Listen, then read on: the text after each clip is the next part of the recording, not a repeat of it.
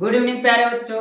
आज हम आपको कक्षा 12 रसायन विज्ञान का महत्वपूर्ण प्रश्न विद्युत रासायनिक श्रेणी क्या होता है अथवा सक्रियता श्रेणी क्या होता है, हम इसके बारे में आपको आज क्या करेंगे बताएंगे। और इससे बहुत महत्वपूर्ण क्वेश्चन पूछता है, इसलिए प्यारे बच्चों इस श्रेणी को आप याद कर लीजिएगा। हम तरीका बता दे रहे हैं कैसे याद होगा, और इसको याद करने के बाद कई क्वेश्चन ऑटोमेटिक सॉल्व हो जाते हैं। जैसे हमने रासायनिक श्रेणी बनाया है, लिथियम है, पोटेशियम है, सोडियम है, कैल्शियम है, मैग्नीशियम है, एल्युमिनियम है, जिंक है, आयरन है, लेड है, पीबी, हाइड्रोजन है, तांबा है, Hg है, पारा है यानी चांदी Ag है, और सोना क्या है Au है, और प्लेटिनम क्या है Pt है। प्यारे बच्चों हम आपको बता दें, हमने इस क्रम में बनाया है कि जो सबसे ऊपर वाला तत्व होगा वो अत्यधिक क्रियाशील होगा, यानी सबसे अधिक क्रियाशील होगा।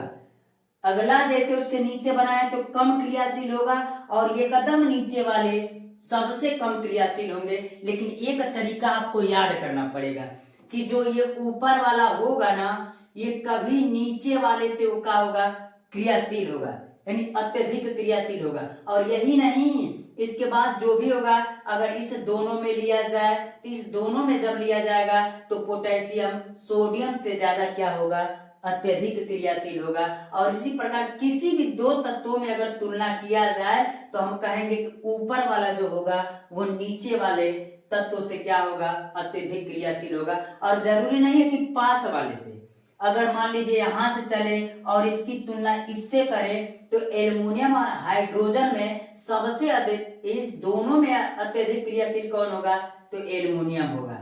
और किसी भी में चलेंगे, अगर मान लीजिए कॉपर में चल दिए और इसका तुलना इससे कर दिए तो कॉपर यानी तांबा जो होगा, यानी कॉपर जो होगा वो कभी भी सोना से क्या होगा, अत्यधिक क्रियाशील होगा। तो मैं आपको बता देना चाहता हूं कि जो ऊपर रहेगा वो अत्यधिक क्रियाशील होगा, और वो कभी भी अपने नीचे वाले तत्वों को उसके यौगिकों से विस्थापित कर सकता है।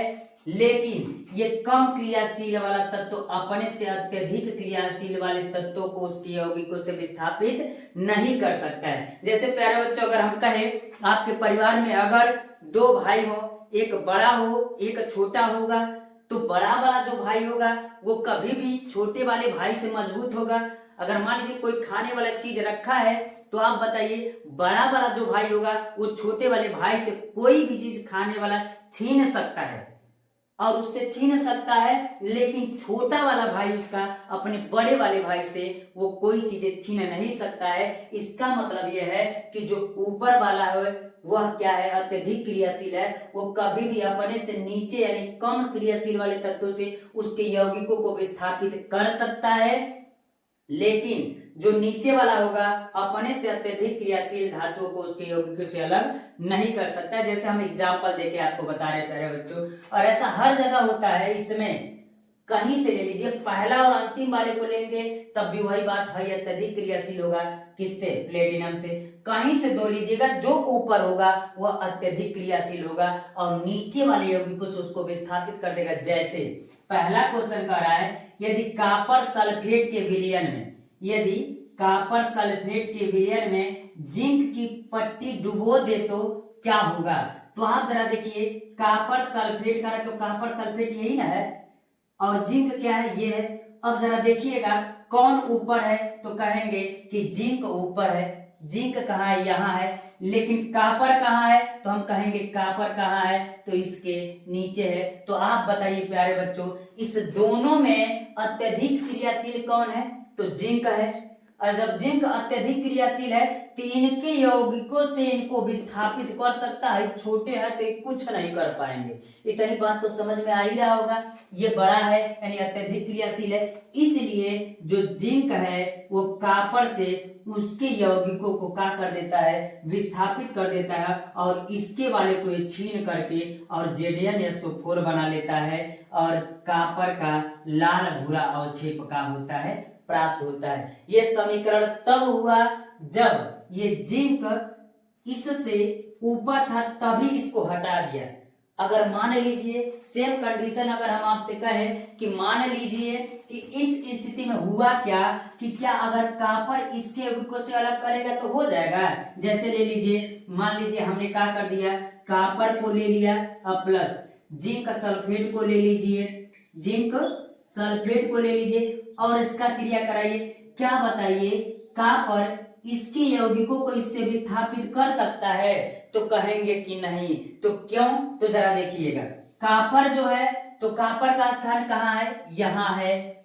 और जिंक का स्थान कहाँ है? यहाँ है। तो आप बताइएगा प्यारे बच्चे, क्या कि बड़ा वाला ये है और छोटा वाला ये है, यानी अत्यधिक क्रियाशील ये है और कम क्रियाशील ये है। तो हम कह सकते हैं कि जो ये कॉपर है, आप बताइए क्या बड़े वाले से उसके यौगिकों को छीन सकता है क्या? तो हम कहेंगे नहीं। क्यों? क्योंकि यह कॉपर क्या है, इससे छोटा है, इनसे इनके यौगिकों को छीन नहीं सकता है, इसलिए कह सकते हैं यह क्या है, संभव नहीं है। संभव क्यों नहीं है प्यारे बच्चों, ये बात आपको समझ में आ गया होगा। यानी सीधा कहने का मतलब यही है कि जो अत्यधिक क्रियाशील होगा वह अपने से कम क्रियाशील धातुओं में से उनको विस्थापित कर सकता है, लेकिन जो कम क्रियाशील धातु होगा वह अपने से अधिक क्रियाशील वाले धातु को उसके यौगिकों से विस्थापित नहीं कर सकता है। ये बात उम्मीद करते प्यारे बच्चों समझ में आ गया होगा। अगला जो टॉपिक है इसी में कह रहा है कि बताइए, कॉपर धातु सिल्वर नाइट्रेट से विलयन से, सिल्वर नाइट्रेट विलयन से सिल्वर को विस्थापित कर देता है, क्यों? तो जरा देखिएगा, कॉपर धातु, तो कॉपर धातु ये है और सिल्वर का है Ag यहाँ है। तो आप जरा देखिए, कॉपर ऊपर है कि Ag ऊपर है? तो जरा देखिए, कॉपर कहाँ है? तो हम कहेंगे कॉपर कहाँ है, यहाँ है। और Ag कहाँ है? तो यहाँ है कि नहीं है? तो हम ये कह सकते हैं कि सर कॉपर वाला तो ऊपर है यानी बड़ा भाई है, ई क्या है, छोटा है। अब इनके मार करके इनका सामान छीन सकता है, कुछ नहीं कर पाएंगे। ये बात तो आपको पता चल रहा होगा। हम ऐसा कह सकते हैं कि जो ये कॉपर है वह Ag से इस रासायनिक श्रेणी में ऊपर है, इसलिए कॉपर सिल्वर से उसके यौगिकों को क्या कर देगा, विस्थापित कर देगा और क्या बना लेता है, कॉपर नाइट्रेट बनाता है और इस चांदी को क्या कर देता है, विस्थापित कर देता है। क्या कर देता है? विस्थापित कर देता है। अगली बात अगर हम कहें, क्या ऐसा होता अगर Ag इधर रहता और कॉपर नाइट्रेट पहले रहता तो विस्थापित कर देता है? तो ऐसा कभी नहीं होता प्यारे बच्चों। तो ऐसा ये भी कह सकते हैं कि जो रासायनिक श्रेणी में नीचे होगा ऊपर वाले को विस्थापित नहीं कर पाएगा, लेकिन ऊपर वाले नीचे वाले को क्या कर सकता है, विस्थापित कर देता है। एक क्वेश्चन और आता है कि यदि कॉपर सल्फेट के विलयन में लोहे के छड़ को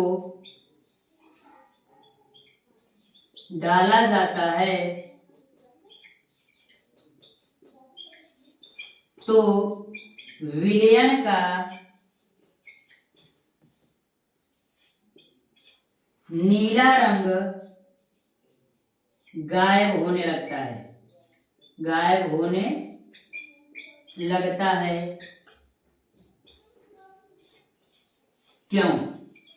तो जरा देखिएगा क्या कह रहा है प्यारे बच्चों, ये कह रहा है यदि कॉपर सल्फेट के विलयन में, तो मान लीजिए कॉपर सल्फेट को हमने ले लिया CuSO4, कॉपर सल्फेट के विलयन में किसके छड़ को डाला जाता है?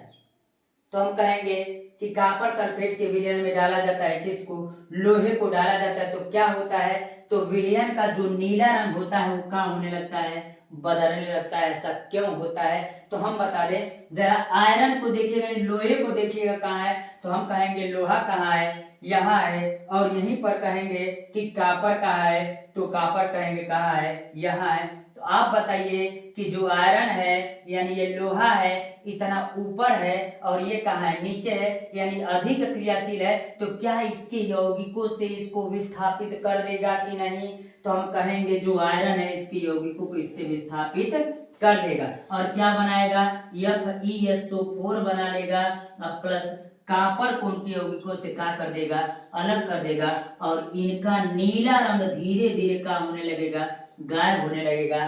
तो अगर क्वेश्चन ऐसा पूछ दे तो उस स्थिति में भी कहिएगा कि इसका कारण भी एक ही है कि बस सक्रियता श्रेणी यानी विद्युत रासायनिक श्रेणी, और ये 10वीं में भी आता है और 12वीं में भी आता है, और ये दोनों कक्षा के लिए क्या है, बहुत महत्वपूर्ण है। इसलिए प्यारे बच्चों इसको तैयार कर लीजिएगा। एक चीज और कह रहा है, अगर मान लीजिए नीला रंग गायब होने लगता है तो क्यों होता है, ये बात पता चल गया। तो जरूरी नहीं है कि यहीं से पूछेगा, कहीं से कहेगा कि इसका रंग बदल गया, उसका रंग गायब होने लगा, ये पहला यानी जिंक या कोई भी तत्व तो इसको विस्थापित कर देता है, क्यों, लेकिन वह विस्थापित उसको नहीं कर पाता, ऐसा क्यों होता है, तो एक ही कारण है। अगर ऊपर होगा विद्युत रासायनिक श्रेणी में तो नीचे वाले को विस्थापित कर देगा, लेकिन वही नीचे रहेगा तो ऊपर वाले को विस्थापित नहीं कर पाएगा। प्यारे बच्चों हम उम्मीद करते हैं कि इतनी बात आपको समझ में आ गई होगी, और इस प्रकार इस क्वेश्चन को तैयार कर लीजिएगा। आज के लिए इतना रहने देते हैं। धन्यवाद प्यारे बच्चों।